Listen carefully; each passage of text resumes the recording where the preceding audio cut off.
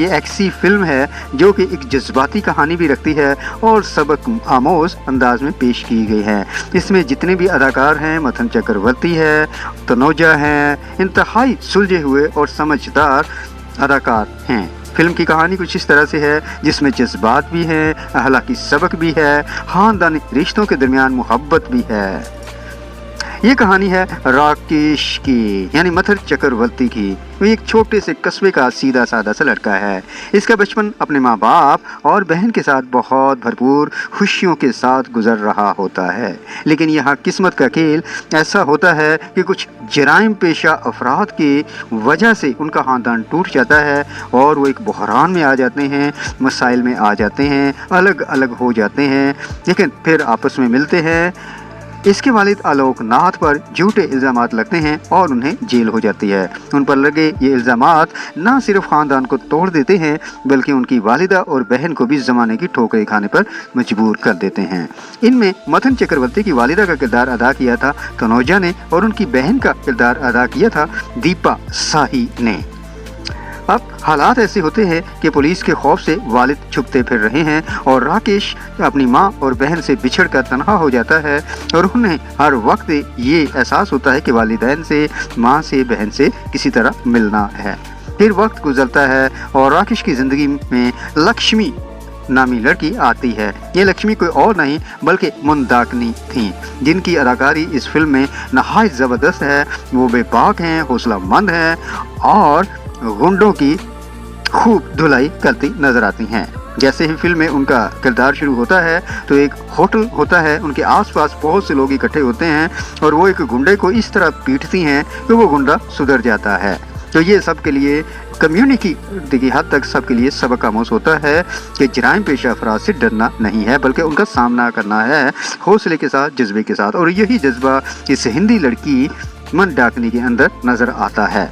अब यहाँ उनकी मुलाकात जब मंथन चक्रवर्ती से होती है तो उनके दरमियान मोहब्बत हो जाती है। जाहिर सी बात है कि ज़िंदगी का मगर ये रास्ता सीधा नहीं होता। राकेश मंथन चक्रवर्ती चाहता तो है कि ईमानदारी से ज़िंदगी गुजारे, लेकिन हालात और मुआशरा और जराइम पेशा अफराद उसे एक ऐसे रास्ते पर ले जाते हैं जहाँ जुर्म का सामना करना पड़ता है, धोखा, खतरात उसका इंतज़ार कर रहे होते हैं।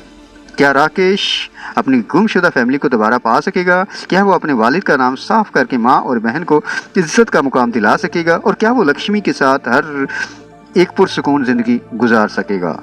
जी हाँ, अब हम बताते हैं कि इस फिल्म का अखलाकी सबक क्या है। ये फिल्म हमें सिखाती है कि ज़िंदगी में चाहे हालात कितने ख़राब क्यों ना हों, ईमानदारी और सच्चाई का दामन नहीं छोड़ना चाहिए। झूठे इल्ज़ाम, दुनिया की नाइंसाफ़ियाँ और बुरे हालात इंसान को तोड़ सकते हैं, लेकिन अगर इंसान अपने मकसद और मोहब्बत पर कायम है तो आखिरकार कामयाबी उसका मुकद्दर बनती है। ये कहानी हमें याद दिलाती है कि ख़ानदान की मोहब्बत और सच्चाई की हमेशा जीत होती है, चाहे सफ़र कितना ही मुश्किल क्यों ना हो। मंथन चक्रवर्ती थे राकेश और आलोकनाथ थे जो मंथन चक्रवर्ती के वालिद का किरदार अदा कर रहे थे, और तनुजा है जिन्होंने उनकी वालिदा का किरदार अदा किया है, और दीपा शाही जिन्होंने उनकी बहन का किरदार अदा किया है, और मंदाकिनी जो है उन्होंने उनके साथ बतौर हीरोइन काम किया है। इनकी अदाकारी और केमिस्ट्री नहायत ज़बरदस्त होती है और शुरू से लेकर आखिर तक सारी कहानी फैमिली, ख़ानदान, मनफी जराइम पेशा अफराद के खिलाफ जदोजहद पर मुश्तमिल है और आखिर में जीत सच्चाई की होती है। इस फिल्म में बॉब क्रिस्टो भी एक मशहूर अदाकार थे जो ऑस्ट्रेलिया से आए थे हिंदी सिनेमा में। वो भी थोड़ा अरसा के लिए मुख्तसर सा किरदार लेके उसमें आते हैं। इसके अलावा जो इसमें सेट्स हैं बहुत ज़बरदस्त होते हैं और बहुत खूबसूरती के साथ सजाए गए होते हैं, और जो विलन होता है उसका भी अंदाज बड़ा ज़बरदस्त होता है। और सबसे बड़ी बात, इस फिल्म में ऐसे कोई मंजर नहीं दिखाए जाते जो कि फैमिली के साथ ना देखे जा सकें। एक फैमिली देखे, और यही इन फिल्मों का और बॉलीवुड क्लासिक फिल्मों का यही सबसे बड़ा वजह थी कि उसमें अखलाकियात थी, सबक आमोज थी, और ये दिखाया जाता था कि हालात कैसे भी मुश्किल हों, आखिरकार इंसान अपने वक्त के साथ मनफी ताकतों पर विजय पाता है और कामयाब हो जाता है।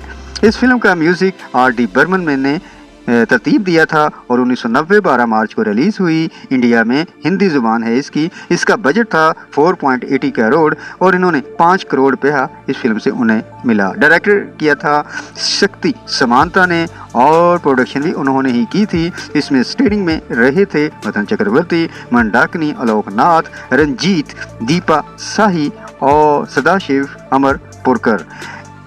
रंजीत का भी अपना ही किरदार था, उनकी भी जो उसमें जबरदस्त देखने में उनकी अदाकारी हुआ।